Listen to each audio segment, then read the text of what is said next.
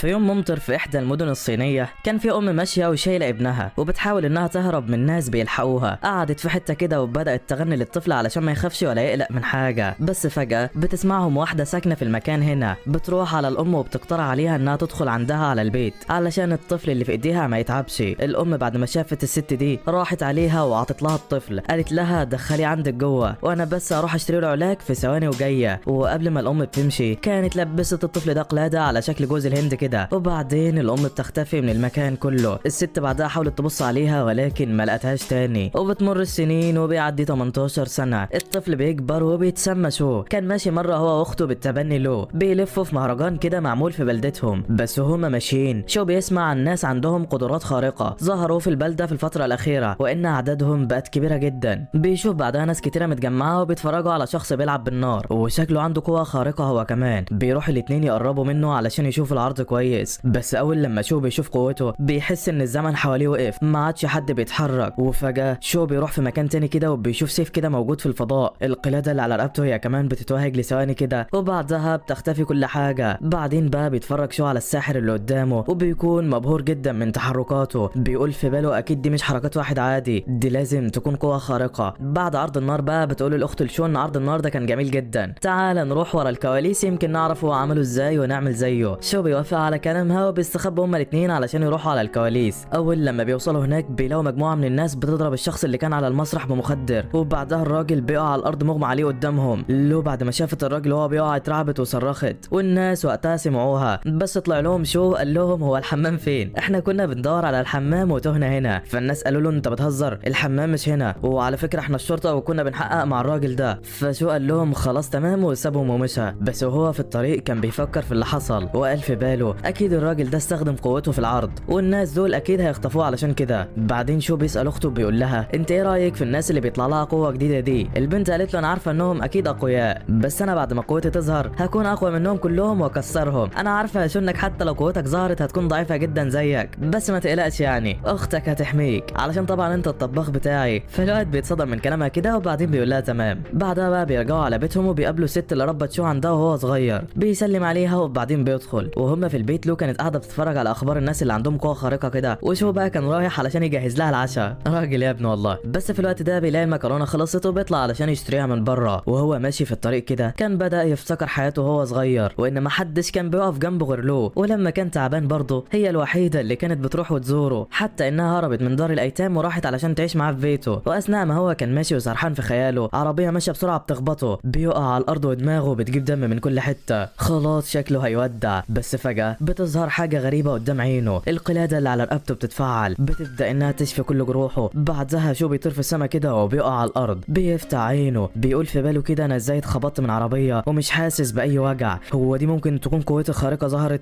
اكيد ايوه، بس مهما كان برضه انا لازم احاسب الراجل اللي خبطني، اكيد يعني مش هيخبطني ويروح بالساهل. الراجل بقى اللي كان خبطه كان واقف وبيبص على شو مفكره خلاص مات. بس فجاه شو بيقوم وبيعمل نفسه شبح هينتقم من الراجل ده. الراجل في الوقت ده اترعب وظهر فوق دماغه ارقام كده، وبعدها طلع يجري على عربيته وهرب من المكان كله. شو بقى بعد ما مشى كمل في طريقه علشان يشتري المكرونه، بس الراجل بتاع المحل كان مصدوم من شكل الدم على دماغ شو وظهر فوق راسه ارقام برضه. شو بعدها استغرب اكتر واخد المكرونه بسرعه وطلع يجري على البيت، خبط في اتنين وهو بيجري كده وظهر برضه ارقام فوق راسهم. وبعد ما وصل شو على البيت سالته له ايه اللي عمل فيك كده؟ قال لها ما تشغليش دماغك، وسابها ودخل على الحمام بسرعه، بص على كل جسمه وما لقاش اي خبطات او خدوش فيه. بعدها الواد راح على اوضته وبدا يتخيل قوته، وفجاه بيظهر شاشه غريبه قدام شو فيها كل النقط اللي جمعها النهارده. بيقول هم مين الناس دول؟ انا ما اعرفش حد فيهم. بس بعدها بيفتكر اللي حصل والارقام اللي ظهرت فوق الناس، وبيعرف بعدها ان هو اذا ضايق حد بياخد منه نقط سحريه، وكل لما يضايق اكتر والنقط تزيد اكتر كل لما طاقته تزيد هي كمان. فالواد بعدها بيفرح جدا وبيقرر ان هو هيضايق في كل اللي هيقابله وهيبقى ملك الشياطين القادم، يعني كل ما ضايق الناس اكتر كل ما هبقى اقوى. ده عظمه على عظمه قوي. بعدها بقى شو بيكمل تأليف في الشاشه اللي قدامه، بيشوف كل حاجه فيها، بيظهر له حاجه كده قدامه اسمها عجله الحظ، كل مره بتتلف ب 100 نقطه. بص كده على رصيده لقى 900، يعني كده معايا 9 لفات. بدا شو يلفها مره واتنين وما يجيلوش اي حاجه، كل مره بيجيله شكرا على المشاركه، لحد لما في المره الثالثه بيظهر له تفاحه سحريه كده. اول لما شو بياكلها بيحس بطاقه غريبه في جسمه وكانها بتعالجه من كل الاصابات. بعدها شو بيفضل يلفها اكتر لحد لما بيطلع له وثيقه كده مكتوب فيها الاغنيه اللي امه كانت بتغنيها له وهو صغير. بيحاول شو يغنيها ويغمض عينه، وفجاه بيحس شو بحاجه غريبه في جسمه، قدامه بينتقل جوه القوة بتاعته وكأنه في عالم تاني. بيحاول ينرفز اخته كده وهو هناك، وبيلاقي النقط السلبية بتتحسب قدامه فبيفرح وبيقرر يضيعها اكتر. وبعد ما شو بيخلص بيطلع على بره وبيروح علشان يتفرج على فيلم، ولكن وهو بيتفرج بيحس بحاجة غريبة بره. بيروح علشان يبص عليها، بيطلع على سطح بيته كده وبيلاقي نفس الناس اللي شافوه قبل كده. بيحاول شو يستخبى منهم قبل ما يشوفوه، ولكن بيقدروا يمسكوه في الاخر. الراجل بقى بيقول له شو انت ايه اللي جابك هنا؟ يالا انت من العصابة ولا ايه؟ شو بعدها بيقول له انا عايش هنا، ايه اللي جابك انت؟ الراجل بيتصدم لما بيسمع كلامه وبيقول له في مجرم خطير هنا، احنا بنجري وراه، خليك جوه البيت وما تطلعش علشان ما يحصلكش مشاكل. شو بيقول لهم تمام وبيرجع على بيته، بس بيقول في باله انا ازاي قدرت احس انهم عندهم قوة خارقة وهم ما حسوش بيا؟ اكيد يبقى قوتي اعلى منهم. بس فجأة لو بتسأله وبتقول له انت كنت بتعمل ايه بره؟ لسه هيحكي لها كل حاجة وبيلاقي شخص مرمي على الارض قدامها. شو بيطلع علشان يشوفه وبيقول لها خليكي جوه. لو بتفضل تتضايق وتديله نقط لحد لما في الاخر بتقرر تروح وراه وتشوف الراجل ده. شو بيتعرف عليه وبيعرف انه نفس الراجل اللي كان بيلعب بالنار قبل كده. بيقول له احنا لازم نتصل على الاسعاف وندخله جوه، بس للاسف تكاليف المكالمة غالية ومش هنعرف ندفعها، خلينا نسيبه مكانه احسن. فوقتها الراجل لما بيسمعه بيتضايق وبيطلع منه نقط سلبية. شو بعدها بيعرف انه عامل نفسه مغمى عليه وبيفضل يضايق فيه اكتر. النقط بتزيد وشو بيفرح وبيقول على كده انا هبقى ملك الشياطين اسرع ما تخيلت. الراجل بقى اخر ما بيزهق من تنمر شو عليه بيصحى وبيقول لهم انا عاوز اشرب، هاتولي اي ميه. شو بيقول له شويه تلج همت كلهم علشان احنا ما عندناش ميه. الراجل بيتعصب وشو كان في قمه السعاده. الراجل بعدها بيحاول يطلب من له انها تساعده، بس برضه شو بيوقعه على الارض وبيضايق فيه اكتر. بيفضل يكسب من وراه نقط لحد لما الراجل بيتعصب على الاخر. بيحاول يحرق شو بقدراته، ولكن قوه شو بتقدر انها تطفي النار وبيكون الراجل شكله عرة الصراحه. بعدها الراجل بيحاول يحرقه تاني بس مفيش اي فايده، وشو كان مستمتع جدا بيه لما بيتعصب وبالنقط اللي بيكسبها من وراه. بعدها الراجل بيجيب اخره منهم وبيقول لهم يا عم انا ماشي مش عاوز منكم اي حاجه. فشو قال له خلي بالك لا تقع من على اي سطح تاني. فالراجل اتعصب اكتر وشو كسب منه نقط كمان. دخل على البيت هو واخته وقالت له انت ازاي ما اتحرقتش منه؟ اوعى تكون قوتك ظهرت وانا ما اعرفش، بس حتى لو قوتك ظهرت اكيد جسمك الضعيف ده مش هيستحملها. شو قال لها انت بتقولي ايه؟ على فكره انا قوتي ظهرت. وبيكون خلاص هيمشي بس بيقول لها بيعملي الواجب قبل ما تنامي وبياخد منها برضه شويه نقط زياده. بعدها شو بيدخل على اوضته وبيستكشف القوه بتاعته، بيلاقي في عنصر كده بيتشرب النقط فبيشتريه. بيطلع له حاجه غريبه كده وبياكلها. اول لما بياكلها بيدخل في مجال قوته تاني، بس المره دي بيلاقي كوكب بايده قدامه وبيعرف ان كده بقى عنده قوه جديده. بيرجع من مجال القوه بتاعته وبيلاقي نفسه بقى قادر يرفع سرير بايده واحده. بيطلع بره الاوضه وبيلاقي لو بتتفرج على التلفزيون، بيقعد جنبها وبيفتح جروب الدفعه بتاعته. بيفضل يتبارد على زمايله وبيكسب منهم نقط كتيره جدا. بعدها بتقول له هم ما اتصلوش عليك ليه؟ هم بادئين الجروب من زمان. قال لها علشان عارفين ان مفيش معايا فلوس فعلشان كده ما بيرضوش يكلموني. بتقول له انت اللي شكلك بتريح دماغك مش اكتر. فشو قال لها بالعكس والله انت متخيله المصاريف اللي احنا بندفعها للبيت والميه والغاز قد ايه؟ الفلوس اللي بندخلها يا دوبك تقضينا نعيش بالعافيه. البنت بعدها بتحس بيه وبتجيب له البيض علشان يبيعه بكره، وبنعرف ان هم عايشين عليه اصلا. شو كل يوم بيروح قبل المدرسه يبيع البيض ده علشان يجيب منه فلوس يصرفوا منها. بيروح فعلا وبيبدا يبيع البيض للي عاوز. راجل كبير جنبه كده بيساله على لو، فشو بيقول له انها تعبانه النهارده علشان كده ما جاتش. بعدها بيعدي اتنين من زمايل شو كده ولكن بيعملوا نفسهم مش شايفينه وبيكملوا طريقهم. العجوز ده بيتعصب وبيقول له شو هم ما كلموكاش ليه؟ شو بيقول له زمانهم محرجين علشان انا بياع مش اكتر. العجوز اتعصب وقال له ايه الغلط في كسب المال؟ العيال دي ما تربطش.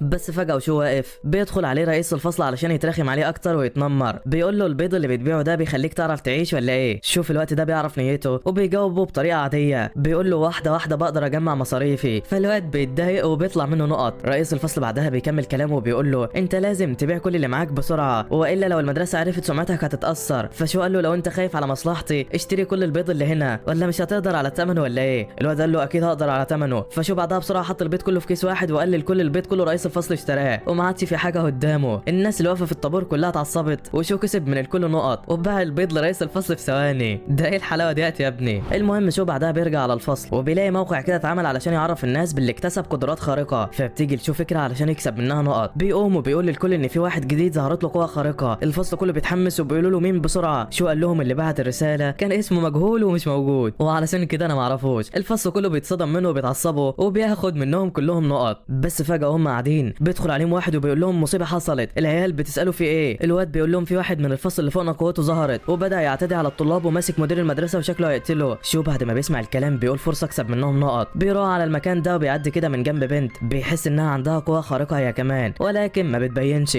بيوصل بعدها على مكان الولد اللي بيتكلموا عليه وبيلاقي شايل المدير وشكله هيحدفه من على السطح والكل كان واقف ومحدش عارف يعمل معاه اي حاجه لحد لما بيجي في بال شو فكره. بيطلع على الولد وبيبدا هيديله محاضره على اللقاب اللي هياخده لو قتل المدير، وكل اللي كان واقف كان زهق من كتر الكلام، وشو كان كسب منهم نقط بالهبل. واثناء المحاضره ديت الولد كانت شتت انتباهه مع شو، والشرطه قدرت تمسكه. الدنيا بقت تمام. بعدها شو بيرجع على فصله وبيلاقي ناس هناك مستنياهم، والناس ديت موجوده علشان تعمل تحاليل للفصل ويعرفوا مين فيهم عنده قوه خارقه. شو بيحاول يهرب منهم ولكن ما بيعرفش. رجع على البيت وكان حاسس ان له فيها حاجه غلط. بيشوف واحد كده وبيدخل عليه علشان يتعرفه، بس شو بيسيبه بيعدي جنبه وبيكسب منه نقط. واول لما شو بيدخل البيت بيلاقي له بتفتح له باين عليها انها تعبانه جدا. بياخدها شو على السرير وبيقول لها ارتاحي انت وانا اروح اجيب لك علاج. البنت قالت له تمام، والواد طلع بره الاوضه فعلا. بيقفل الاوضه كده وبيقول في باله يا ترى الفواكه بتاعتي هتقدر تعالج له ولا لا. بيفتح القوه بتاعته وبيفضل يلعب عجله الحظ لحد لما بيجيب منها شويه فواكه صغيره كده. بيدخل على لو وبيديها واحده. البنت بعد ما اكلتها اتحسنت والحراره راحت في ثواني. عظمه على عظمه قوي. بعدها شو بقى فضل يتبرد عليها شويه علشان يكسب منها شويه نقط، والدنيا رايقه على الاخر. تاني يوم بقى بيروح شو على الفصل وبيكون نتيجه التحاليل ظهرت. بيندهوا على الطلاب اللي عندهم قوه خارقه، واول بنت بيندهوا عليها هي لي، وهي نفس البنت اللي قابلت شو على السلم. بعدها بيندهوا على رئيس الفصل ثم الباقي، واخيرا بيجي دور اخر واحد. المدرس وهو بيقول اسمه ما كانش مصدق اصلا وحاسس ان النتيجه ديت مزوره. وطبعا الطالب ده هو شو صديقي، واللي اخد من الفصل نقط بالعبيط بعد اللي حصل. تاني يوم بقى بيجي واحد جديد على المدرسه، بيقعد جنب شو كده علشان البنت اللي جنبه كانت زهقت من رخامته وسابته ومشت. بيروح الولد ده بقى واللي اسمه جيا علشان يقعد في المكان الجديد بتاعه. شو اول لما بيشوفه بيفضل يتبرد عليه كالعاده علشان يكسب منه شويه نقط، وبيقول له هو انت في حد اعترف لك بحبه قبل كده ولا ايه؟ فجيا قال له ايوه. شو قال له ما اقصدش الولاد، هل في بنات اعترفت لك؟ الواحد بعدها بيتصدم وبيطلع منه نقط،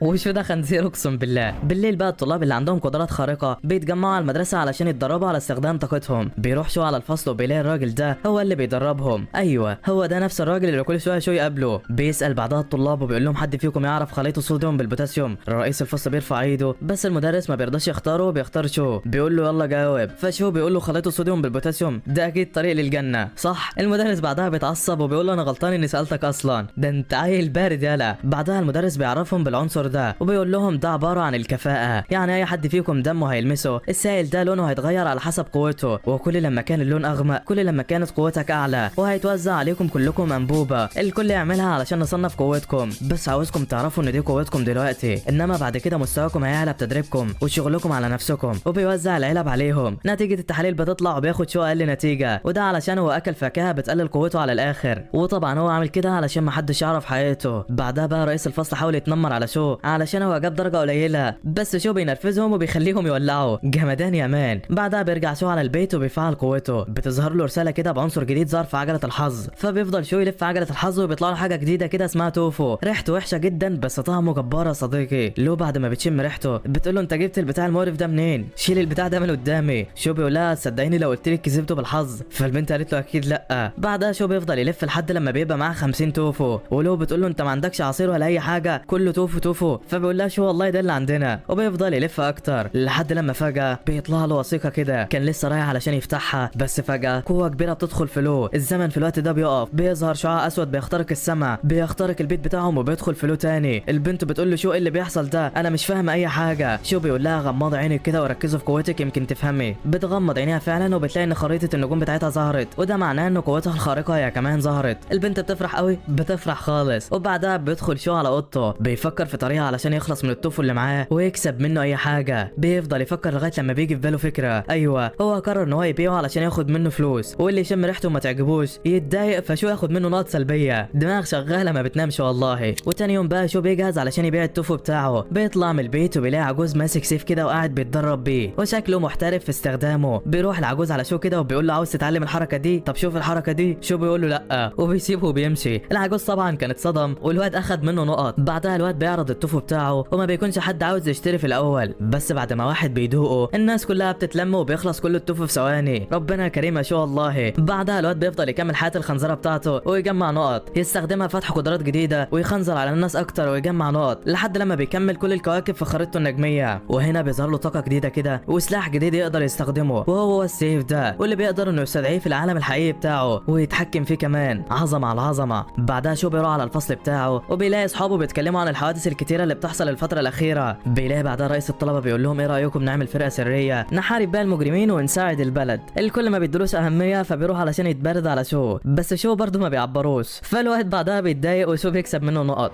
بالليل بقى وهم بيتدربوا على قوتهم بيجيب لهم المدرس بتاعهم حجر للسحر كده وبيقول لهم ان الحجر ده هيساعدك في انك تتدرب على خريطتك النجميه وتكون اقوى. شو بيفرح جدا وبيروح علشان يستخدم الحجر بتاعه، ولكن الخريطه بتاعته بتكون قويه جدا وبترفض استخدام الحجر اللي جابه المدرس. فبيقرر شو انه يفضل يخنزر على الناس علشان يكسب قوه اكتر. وتاني يوم بقى بيكون العجوز لسه بيتدرب برضه، وبيفضل يعمل حركات وشقلباظات بالسيف بتاعه قدام شو علشان ينبهر بيها ويقول له دربني. بس شو بيكون عدى عليه اصلا وما قالوش سلام عليكم حتى. خنزير اقسم بالله. الواد بعدها بقى بيروح على المدرسه، بيكون رئيس الطلبه قاعد بيلعب العيال ريست ومحدش قادر له، بيكسب اي حد بيلعبه. ولما رئيس الفصل بيشوف شو بيحاول يستهزأ بيه وبيقول له ايه رايك تلعبني بدراع الشمال، هو ضعيف عن اليمين شويه بس حاجه كده على قدك. شو بيقول له اتفقنا. بيروح علشان يلعبه، بيمسك دراعه بومب بيفوز عليه. الكل طبعا بيتصدم وشو بيكسب منهم نقط بالهبل. بعدها شو بيقول لرئيس الفصل انا دراعي الشمال قوي شويه، ايه رايك تلعبني بدراع اليمين يمكن تفوز ولا حاجه. بيلعبوا باليمين فعلا وبرضه شو بيفوز عليه وبينرفزه اكتر وبياخد منه نقط. رئيس الفصل طبعا كان متعصب على الاخر، ولكن الخنزير بتاعنا ما اسكتش برضه. قال له تصدق انا طاقتي زادت بعد ما مسكت ايدك، انت ازاي كده، انت اكيد نجمه الحظ بتاعتي. رئيس الفصل بيتعصب وشو عمال بيكسب في نقط بالهبل. بعدها الطلاب بيروحوا علشان ياكلوا وشو بيروح وراهم بالتوفوا علشان يكرههم في عيشتهم. خنزير خنزير مفيش كلام والله. المهم جاي بيجي على شو علشان يساله ازاي طاقته زادت، فبيعلي شو صوته وبيقول له ده بسبب رئيس الفصل، هو نجمه حظي النهارده بعد ما مسكت ايده نظام طاقتي زادت وقدرت اكسبه. فجاي بعدها بيقول له بما ان طاقتك زادت فانا ممكن اقول للمدرس وهو يدي لك احجار سحريه زياده. فبعدها شو بيساله عن مكان شغل المدرس ده، فبيقول له ان هو شغال في شبكه الارض. شو بيستغرب كده وبيقول له هو في منشآت تانية، فبيقول له ايوه شبكه السماء ودي اقوى من الارض بمراحل. فشو بيقول له تمام. وبعدين بيرجع على البيت، بس هو قاعد في بيته كده بيسمع ناس قدام بيته بره بيتصنت عليهم وبيعرف انهم من شبكه السماء. بيروح قائد الناس ديت على العجوز وبيعرض عليه ان هو يشتغل معاهم في شبكه السماء، بس العجوز ما بيرضاش يوافق وبيقول له انا مش فاضي دلوقتي. فالراجل بيقول له تمام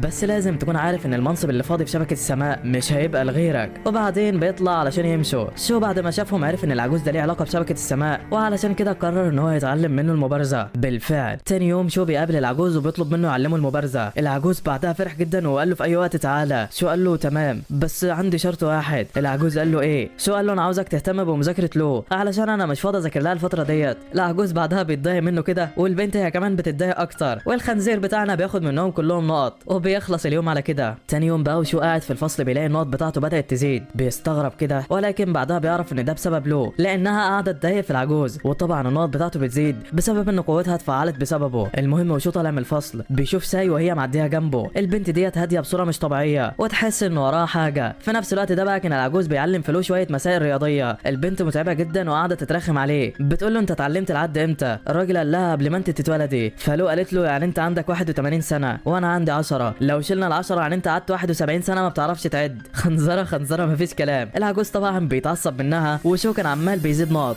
المهم العجوز بعدها بيقول له شو انا علمتها زي ما انت قلت لي، يلا بقى علشان اعلمك المبارزه. فالواد قال له تمام. العجوز بعدها جاب له مجموعه اوزان وقال له انا عاوزك تلبسهم بالتدريب، الخفيف ثم الثقيل وهكذا، والقفاز ده اتقل حاجه هنا ويعدي 300 كيلو، ابدا بالتدريج لحد لما توصل ليه. شو بعدها بص على الحاجات كده وشال القفاز بايد واحده ورماه في الجو. قال له انا نظام طاقتي زاد الفتره الاخيره، خلينا نبدا على طول. العجوز بعدها انبهر من شو وقال له طب يلا بينا نبدا. بعدها الراجل مسك ورقه كده وقال له انا هعلمك ان كل حاجه ينفع تتقطع. طاقه العجوز بدات تتجمع حوالين الورقه بكل غزاره وضرب ضربه في الهواء شقت المكان بالكامل، ده حتى الجدار اللي قدامها اتقسم لنصين. العجوز بعدها اخد سيف وادال شو علشان يتدرب بيه. شو فضل يتدرب وطاقته بتزيد، الواد بيتعلم بسرعه مش طبيعيه، حرفيا بقى محترف سيوف وشكل ديت موهبته. بعد ما الليل بقى جه عليهم العجوز قال له شو انا عاوز اسالك سؤال، امتى الواحد يبقى قوي؟ شو قال له لما يكسر كل القواعد. العجوز قال له لا ما اقصدش، انا اقصد امتى الواحد يبقى عنده القوه اللي هيقدر بيها يكسر القواعد. شو قال له انا مش عارف، بس اللي انا اعرفه اني حابب اعيش حياه هاديه واحمي اختي له مش اكتر. العجوز قال له بس القوه الكبيره بتعطيك الفرصه انك تحمي ناس اكتر وتكسب فلوس اكتر. شو قال له انا لو حد اعطاني مهمه مش هقبلها، انا مش عاوز اعتمد على حد،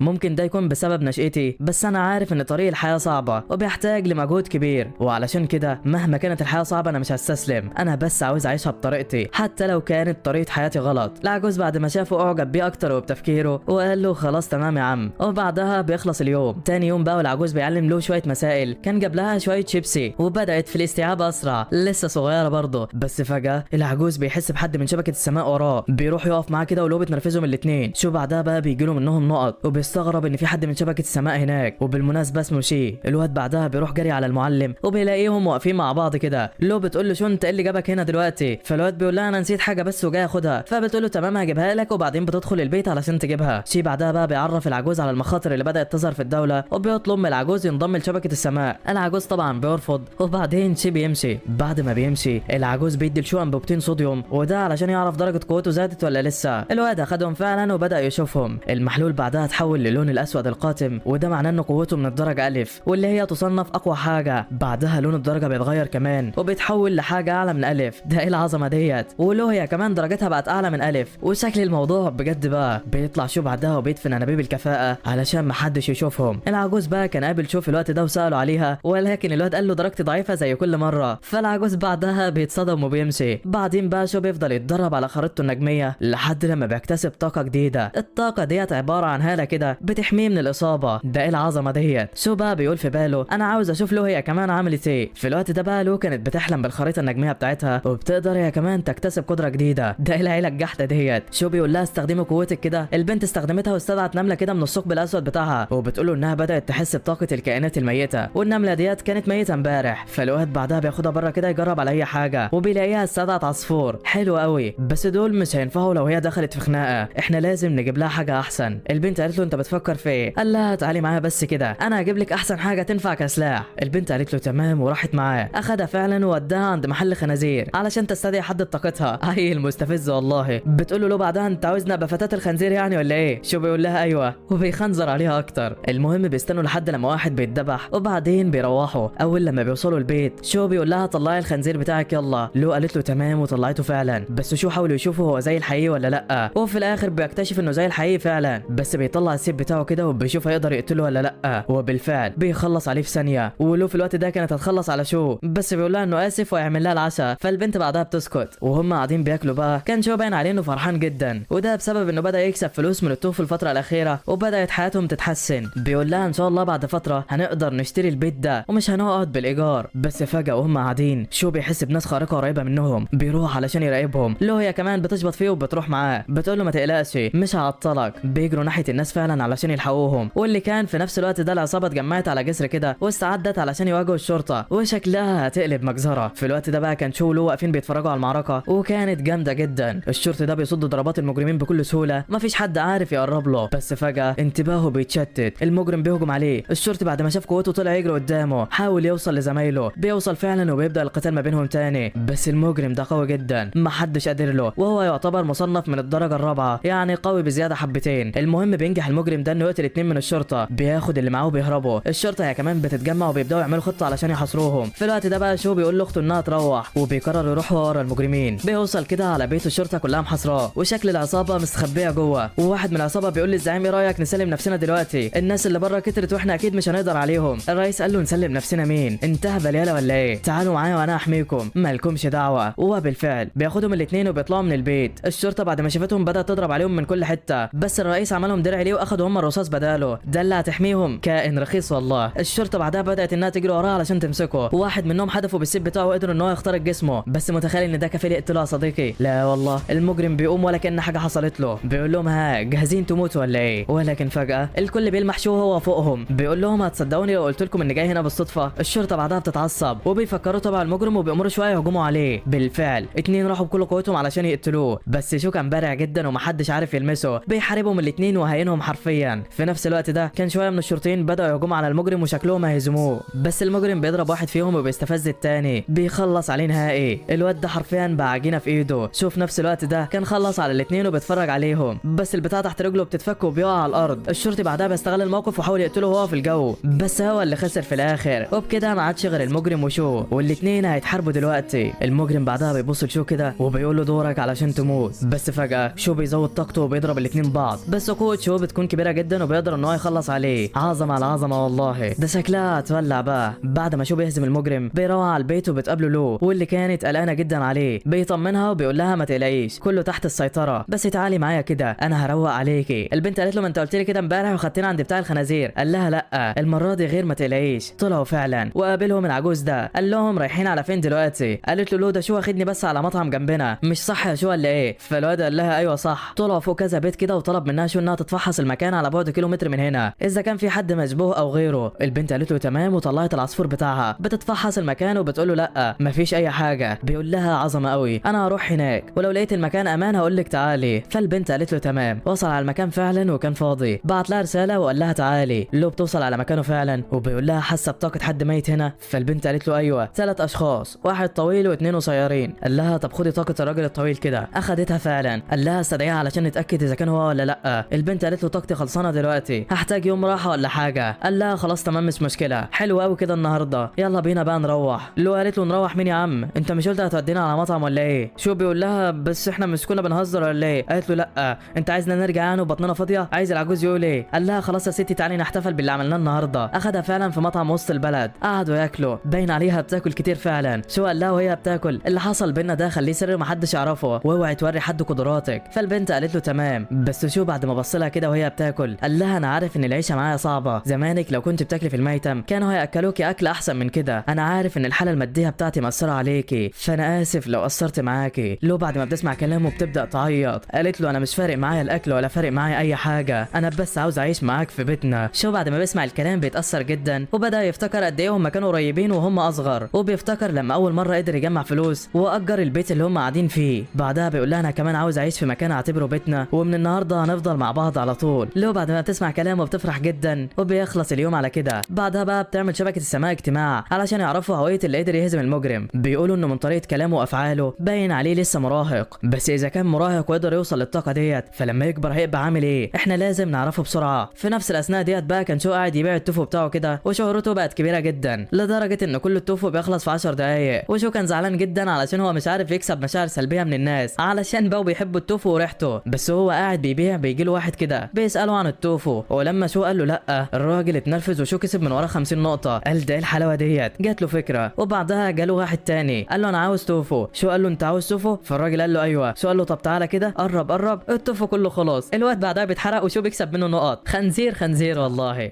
وتاني يوم ولو نايمه بتحس ان طاقتها رجعت، بتصحى تروح لشو بتعرفه بالخبر، بتوري له المجرم بتاعها. شو قال لها ده عظمه قوي، انت بتتحكمي فيه ازاي؟ البنت قالت له اللي انا عاوزاه هو بيعمله، حتى عاوزنا اخليه يضربك كده. فشو قال لها لا بالله عليكي. المهم لو قالت له انها بتقدر تشوف ذكرياتهم كمان، وعلى فكره البوكس بتاعك كان جامد. شو قال لها بتعرفي تشوفي ذكرياتهم كمان؟ ده ايه الحلاوه ديت؟ بس فجاه لو بتقول له انها شافت في ذكرياته مكان فلوس كتيره كانوا سارقينها، وبتقترح عليه انهم يروحوا ويجيبوها. بس شو بيقول لها لا ما ينفعش، وده علشان احنا لو جبناها لازم نسلمها للشرطه، وبعدها الشرطه هتسالنا عرفنا مكانها منين وكده، والناس هتعرف قوتك. فلو وقتها زعلت وراحت عليه وقالت له بس احنا مش ممكن ما نوديش الفلوس ديت للشرطه ونشتري البيت اللي احنا قاعدين فيه ده، مش ممكن نستخدم الفلوس ديت في اي حاجه تساعدنا. شو قال لها لا انا كمان عاوز اشتري البيت ده بس مش بالطريقه الغلط. وبعدها بيتبارد عليها اكتر. لو طبعا بتكون زعلانه وبعدها بتسيبه وبتمشي. وتاني يوم الولد بيروح على المدرسه وبيلاقي الفصل كله بيتكلم عن الحادثه اللي حصلت على الجسر، ولما شو بيشوفهم بيتبارد عليهم كلهم وبيكسب منهم نقط. بعدها شو بيروح يقعد مكانه وبيسال جي عن الارض المباركه، فبيقول له جي ان ديت عباره عن ارض فيها طاقه روحيه كتيره، ولو اتدربت فيها طاقتك هتزيد بسرعه وهتوصل للاستفاقه. شو قال له تمام بس الارض ديت غاليه جدا، مفيش طريقه تانية اتدرب بيها. جي قال له يبقى عن طريق الاحجار السحريه، وسمعت انهم هيعطوا لنا شويه بكره كده. فشو قال له خلاص يا عم تمام. بس تاني يوم بقى بيكون في مدير جديد جاي للمدرسه، واللي هو عضو من شبكه السماء، وجاي علشان يدرب فصل الديوان او فصل القوات الخارقه. المهم بيدخل المدير على المدرسه واللي اسمه لي شياو. اول لما المدير بيعدي قدام شو الواد بيحس منه بحاجه غريبه، وبيعرف ان ده مش راجل عادي، ده عضو في شبكه السماء. المدير هو كمان بياخد باله ان حد من الطلاب لاحظه، وبعدها الكل بيرحب بالمدير. بيخلص الاحتفال طبعا ولي شياو بيروح على فصل الديوان، بيحذرهم من الشخص الجديد اللي ظهر في المدينه، وبيقول لهم على مواصفاته كامله علشان لو ظهر قدامهم يبلغوه علشان يلحقهم. بعدها بيوزع المدرس احجار سحريه عليهم علشان التدريب وكده، كل واحد على حسب درجته، وعلشان شو درجته كانت ضعيفه بياخد حجرين بس. ولما بيطلعوا بره شو بينادي على جيا، بياخده في جنب كده بيساله اذا كانت الاحجار الروحيه ديت ينفع تتباع ولا لا، وقد ايه يعني هو سعرها. جيا قال له الاحجار ديت من شبكه السماء ومحظور عليها انها تتباع، ولكن ممكن اكلم لك واحد صاحبي في السوق السوداء ويبيعها لك يعني. وبالفعل الواد بيكلمه وبيتفقوا على السعر، وبتكون الاحجار ديت غاليه جدا، الواحده بتكلف 120,000 ين، يعني حرفيا كده لو شو اخد الفلوس هيقدر يشتري البيت بكل حاجه فيه. صبرت فنلت يا ابني والله. من ناحيه تانية بقى كان لي شياو راح على العجوز علشان عشان يتكلم معاه في حوار الشخص الجديد اللي ظهر، وده بسبب انه بيستخدم السيف، والشاكك لا يكون العجوز هو اللي معلمه ولا حاجه. بس العجوز قال له لا انا ما اعرفش عنه اي حاجه، وانه عيب يكون راجل محترم ويشك في الناس. فبيتحرج ليه شياو منه كده وبعدين بيمشي. بعدها بيرجع شو على بيته، بتقابله لو وبتساله عن شبكه السماء والارض، بيعرفها شو كل اللي يعرفه عنهم. بعدها بيقول لها انا عندي ليكي خبر حلو. البنت فرحت جدا، قالت له ايه؟ شو بعدها طلع لها الفلوس اللي جمعها ووراها لها، عطلها تليفون كمان، والدنيا اخر روقان. قال لها بعدها انا كمان كلمت صاحب البيت وخلاص عيني للملكيه باسمي من بكره. البنت بعد ما سمعت الكلام ده فرحت جدا وحضنت شو وقعدت تعيط من الفرحه. لحظه جميله جدا جدا والله. بعدها شو بيروح يتدرب وبيزود في طاقته. لو هي كمان طاقتها بدات تزيد والدنيا رايقه على الاخر. بس وشو بيجيب ملكيه المنزل، بتجيله رساله كده من المدرسه انهم هيسافروا لاحد الاماكن للتدريب. في الوقت ده شو بيعرف ان هو مش هيجي البيت لمده كام يوم، وبيخلص اليوم على كده.